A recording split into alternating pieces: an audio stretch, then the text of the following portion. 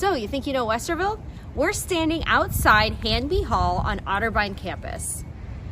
If you've lived in Westerville for any period of time, you've probably heard of the Hanby family.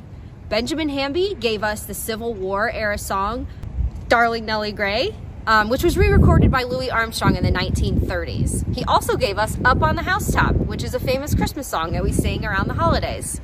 His father, William Hanby, was a very important abolitionist, and his house was a stop on the Underground Railroad.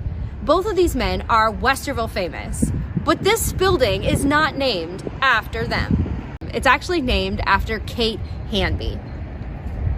Kate was born in 1835 in Pennsylvania. Her family moved to Westerville, and her parents wanted her to be able to pursue higher education. So she enrolled in Otterbein University in 1852.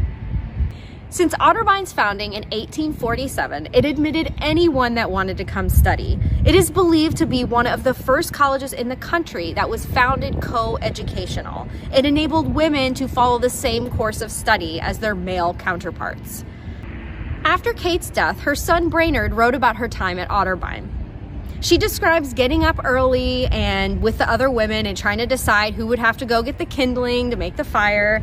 And even though they had no indoor bathrooms to use, she and the other girls would have fun on days when it was rainy. They would go outside, and on the backs of buildings, as the water spout would come down, they would wash their hair and take showers in their nightgowns. Kate talked about how men and women were discouraged from being together on campus.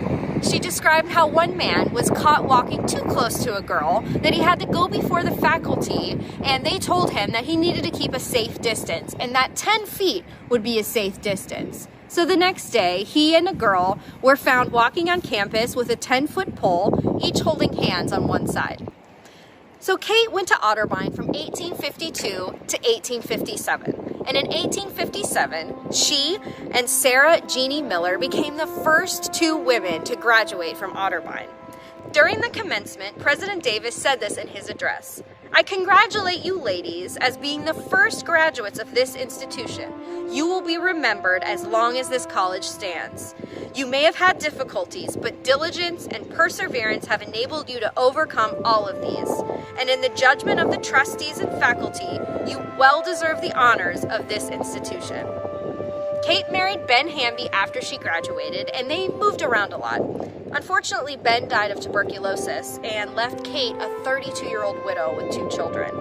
And she managed to support her family through gifts from her other family members, but she was very determined to be independent, and she looked for a job. She was able to find a teaching position in Illinois, and she taught there from 1867 to 1886.